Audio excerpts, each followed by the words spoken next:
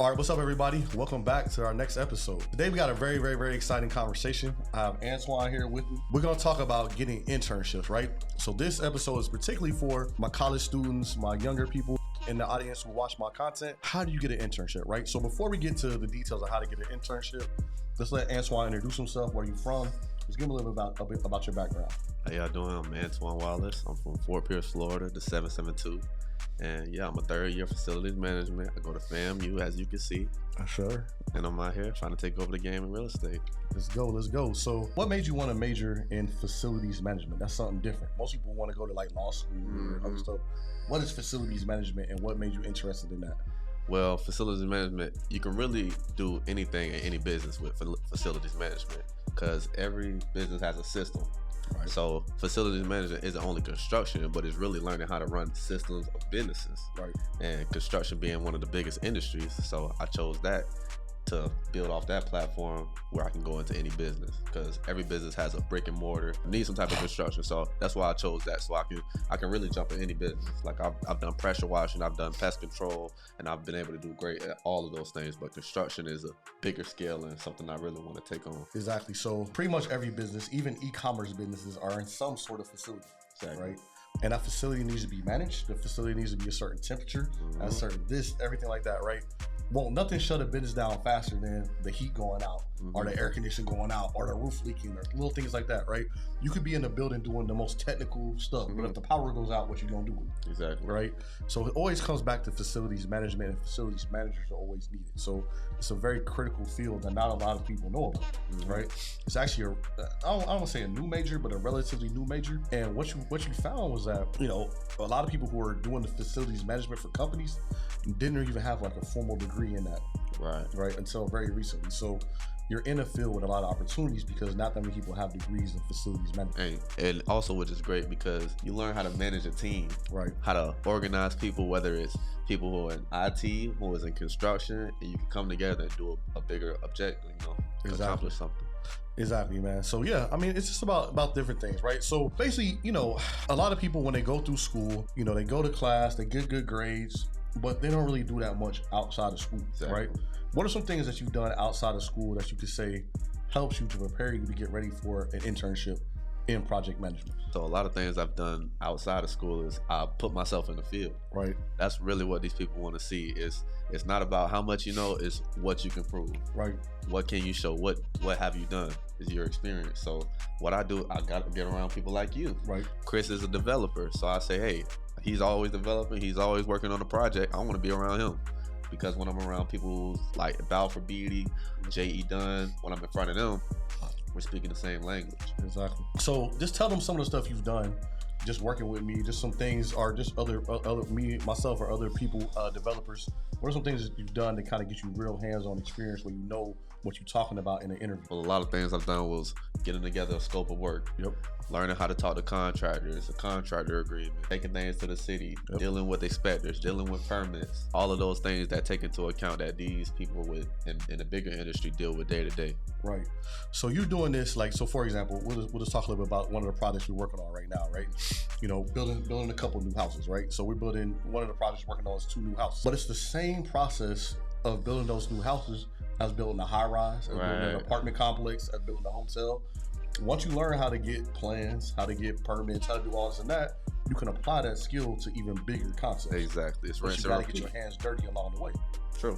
Right? Absolutely. You can't jump in the game and not know what you're doing. Exactly. So one of the things that I really want to encourage people, and I think Antoine would co-sign this, is that while you're in school, tap in with somebody locally and get some hands-on experience, right?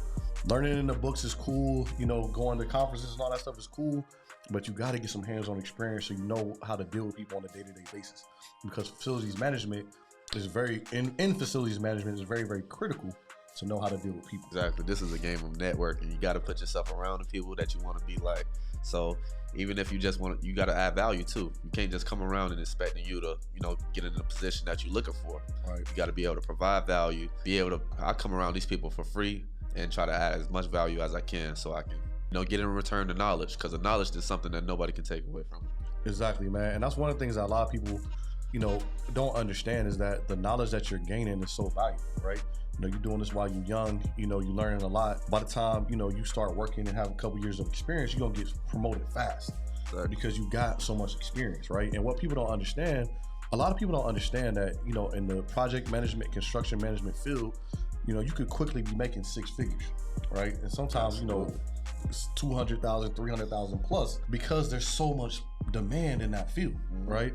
So you're entering into a very lucrative field, right? A lot of people think construction, you know, blue collar, you might make 50, 60 grand, you know, which is not saying anything's wrong with that amount of money, but they're not really understanding that when you get into the management component of it, when you're managing projects and managing people, you really can earn a very, very high salary. Exactly. I remember, I'll just give you an example. Like one of my buddies, he was like, you know, who used to flip houses with me and stuff like that. He was like, look, man, I had somebody come to me, offer me $250,000 to be a project manager. He's like, y'all boys go flip them houses. I'm about to go to work. You know what I'm saying? See, he just clocking in. All he got to do is clock in. He getting a quarter mil. You know what I'm saying? Exactly. So, you know, and that's in your trajectory if you just keep working hard and become experienced, because look how fast Florida's growing. Who gonna manage all these projects? It's not enough. There's millions. Think about it. We need millions and millions of houses to be built. We need millions and millions of commercial spaces. All these. Right. Who gonna manage all this stuff?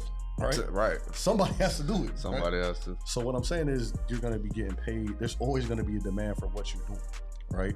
I tell, you know, any young person I could talk to right now, if I could just give them one piece of advice, I would say either go into tech or go into something construction / real estate related. Exactly. Because I can't see any way you won't get a job.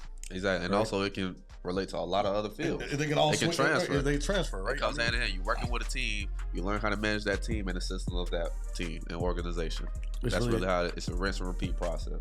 A very simple concept, right? So, you know, these are just things I want you guys to think about, right? You know, we all go to, you know, a lot of us have went to school, we worked hard, we want to make sure that we get a reward on our investment, right? So even if, let's just say you did not major in facilities management, you majored in something else, you still can apply that skill to this field because they will hire people outside of that field. Right? If you just learn the lingo. It's all about the language. Right, you gotta learn the language. You gotta learn a little about construction, just a little basic. You don't have to be an expert, but just learn enough about it where you can kind of hold a conversation and you can manage people and understand what people are supposed to be doing. Exactly. And it's about relationships.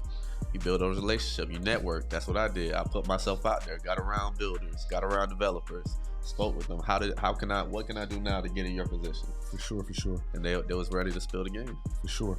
So drop some jewels, right? You go back, if you could talk to your 18-year-old self, fresh out of high school, your first day at FAMU, what word of advice would you give to your 18-year-old self? Man, I save that check, save that refund check.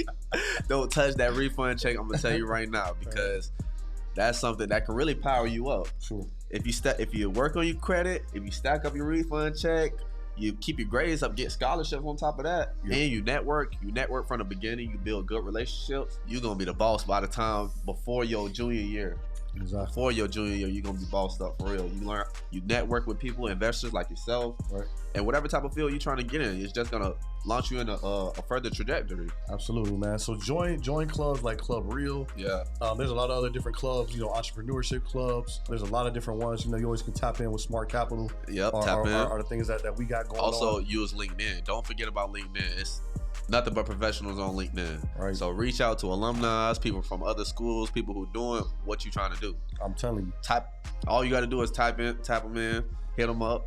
Tap in. Ask them for some time. Can I speak to you for a little time? You're going to get an opportunity. That's how I got my internship. So that's really how I got my internship. Exactly. So, and just speaking, you know, on the alumni OG side, we always want to give back to someone younger, right? Exactly. Because you see yourself in young people. You remember, I remember my days back when I was, you know what I'm saying, 20. They gonna look out. Stuff out. You're gonna try to help somebody out so life could be easier than what it was for you.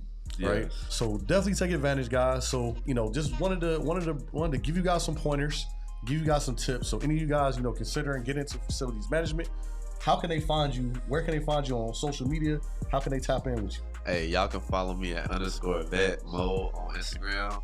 And yeah, tap in. Listen, we running it up. We building houses. We going from residential to commercial to no ceiling to the roof. Let's go. All right, guys. We'll see you on the next episode. Hey, see you next time.